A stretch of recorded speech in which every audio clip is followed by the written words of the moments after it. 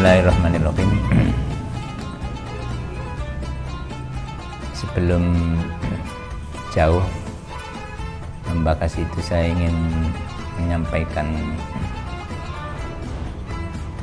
profil beliau singkatnya. Jadi Baya itu lahir di Gresik, Mas Kumambang.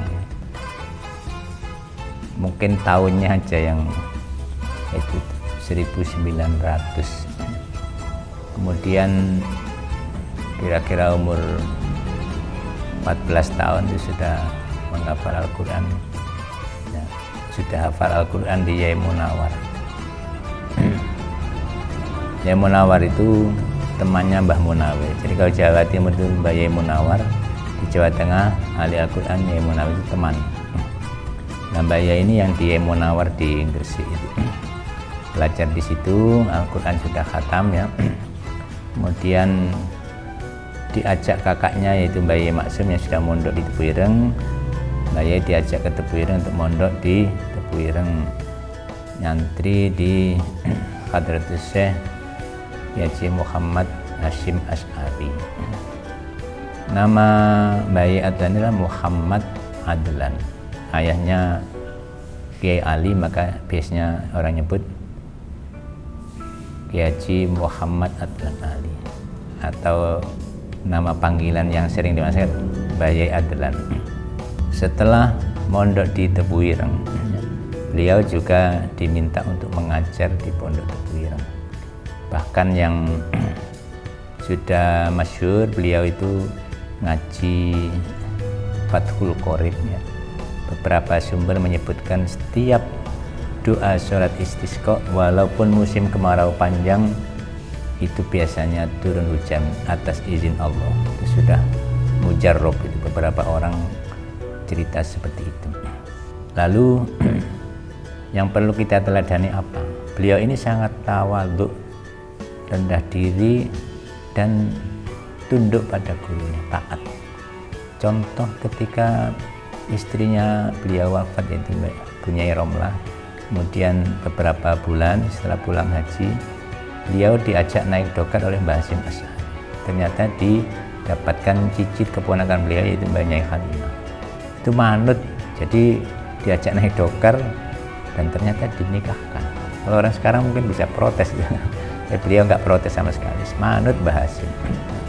Nah itu dapat Bu Nyai Halimah. Itu contoh tawadhu beliau, taat beliau pada guru yang perlu kita contoh. Bahkan kalau lebaran biasanya itu sowan-sowan ke Pak Yusuf Hasyim ya, masih menghormati putra-putra guru ya.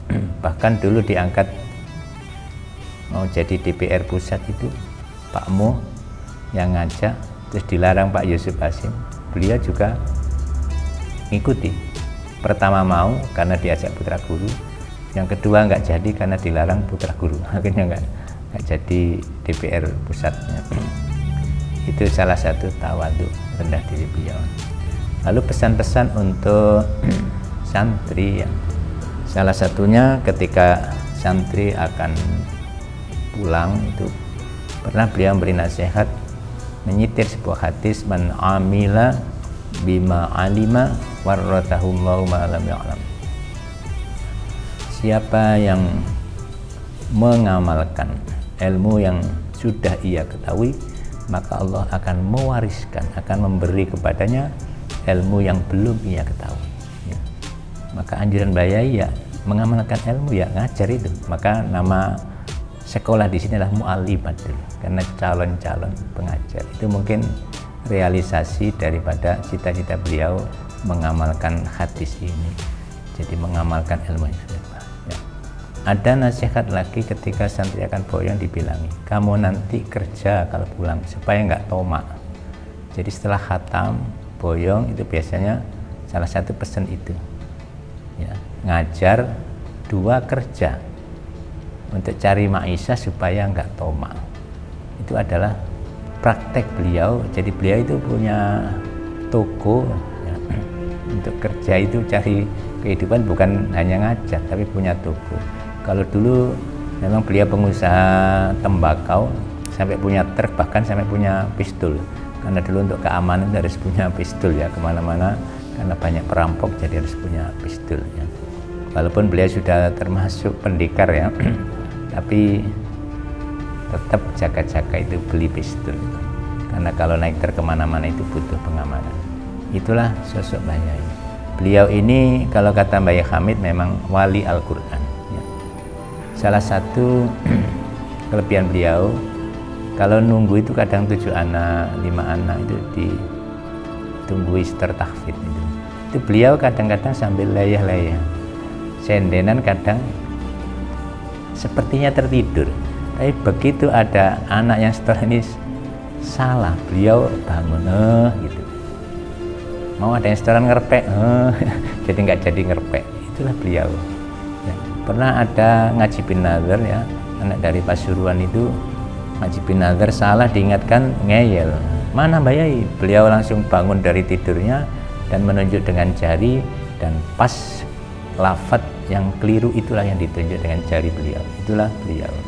Jadi Al-Quran sudah mengalir ya. Ketika di Makkah itu di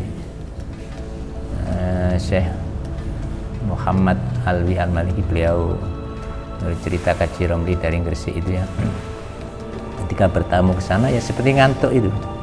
Di antara tamu-tamu beliau seperti orang ngantuk. Dari situ tamu beliau, tamu Sayyid Muhammad itu ada yang baca Quran keliru, terus Mbah Yai itu terbangun dan mengingatkan. Maka orang-orang Arab ini heran, siapa ini ada orang yang sepuh kok bisa sepertinya refleks mengingatkan Al-Quran. Itulah keahlian beliau dalam Al-Quran. Itu diperoleh bukan dengan nyantai. Beliau itu walaupun sudah jadi kiai, pergi tetap bawa Al-Quran di jok. Dan sering saya lihat beliau juga bin nazar. Kenapa bin nazar? Itu supaya apa ya? Semua baca. Jadi meripat baca Al-Quran, hati baca Al-Quran, lisan baca Al-Quran, pikiran baca Al-Quran dengan cara bin nazar. Nah itu kira-kira seperti itu. Terakhir mungkin Mbah Yai itu adalah orang yang ikhlas. Ikhlas. Karena keikhlasan itulah Allah mengangkat derajat beliau. Ya. Salah satu contoh ketika kampanye ya, orang yang berseberangan partainya ya, itu ketika anaknya orang yang jurkam ini sakit minta minum, diberi itu walaupun musuh dalam partai.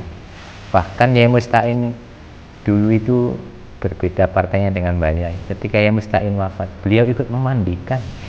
Karena apa? Putra gurunya Mbah Yai dulu pernah baiat tarekat Qadiriyah wa Nasabaniyah di Mbah Yai Romli Peterongan. Maka Yai Musta'in sebagai putranya beliau hormati. Walaupun beda partai tapi ini putraku. Sehingga ketika wafat beliau ikut memandikan. Saya kira itu yang bisa kami sampaikan tentang beliau. Wallahul muwaffiq ila aqwamit thoriq. Wassalamualaikum warahmatullahi wabarakatuh.